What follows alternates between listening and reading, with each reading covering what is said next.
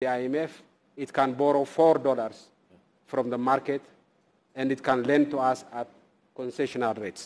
ይህ አገርን ለቅኝ ገዢዎች አሳልፎ ያለ መስጠት ኢኮኖሚን ለፈረንጅ ገባር ያለ ማድረግ ተላላኪም ያለ መሆን ተጋድሎ ነው።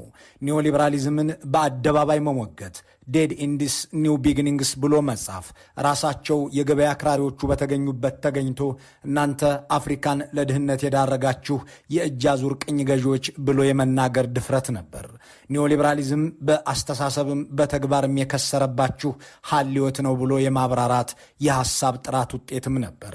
ሉዓላዊነቷ ተከብሮ የኖረችን አገር አሳልፈን አንሰጥም፣ የፖሊሲ ሉዓላዊነታችንንም እናስጠብቃለን የሚል የአድዋ ልጅነት ያመጣው ጀግንነት ነበር።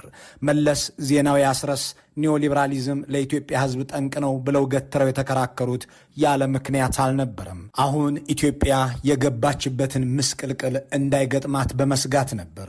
ኒዮሊበራሊዝም በአጭሩ ያሁኗ ኢትዮጵያ ማለት ነች። ኒዮሊበራሊዝም ማለት የአንዲትን እንቁላል ዋጋ 30 ብር ማድረስ የአንድን ዶላር ዋጋ 170 ብር ማስገባት ማለት ነው። ኒዮሊበራሊዝም ማለት እያንዳንዱ ኢትዮጵያዊ ከሚተነፍሰው አየር በቀር ለሚረግጠውም ለሚለብሰውም ግብር ይክፈል ማለት ነው። ኒዮሊበራሊዝም ማለት ነዳጅ በሊትር 18 ብር ከሚሸጥበት ዋጋ ወጥቶ 122 ብር ይሁን ማለት ነው።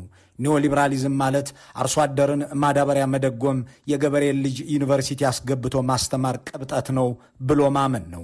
ኒዮሊበራሊዝም ማለት መንግስት ሆስፒታል የሚገነባው መንገድም ግድብም የሚያንጸው የድሃን ኑሮ ለማቅለል የሚሰራው ቴሌኮምን የማይሸጠው አየር መንገድን ለፈረንጅ የማይለውጠው ስለምንድን ነው ብሎ የሚጠይቅ ነው። በአጠቃላይ IMF ገብቶ ያቡካ የዓለም ባንክ ይጋግር እነ አሜሪካ ይዘዙ እነ እንግሊዝ ይግዙ የሚል ታቸራዊና ሬገናዊ የገበያ ፖለቲካ ነው። እንዲህ ያለውን እሳቸው በጽሁፍም በንግግርም በአማርኛም በእንግሊዘኛም በጆርናልም በመጽሔትም በአዲስ ዘመንም በአዲስ ራዕይም የተሟገቱለት የኢኮኖሚና የገበያ ሉዓላዊነት ኢትዮጵያ በሺህ ዓመታት ታሪኳ አይታው የማታውቅን እድገት እንድታስመዘግብ አድርጓታል። በሺህ ዓመታት ጉዞ የገነባችው አንድ ዩኒቨርሲቲ እሱም በአመት 2000 ተማሪዎችን የሚያስመርቅ ነበር።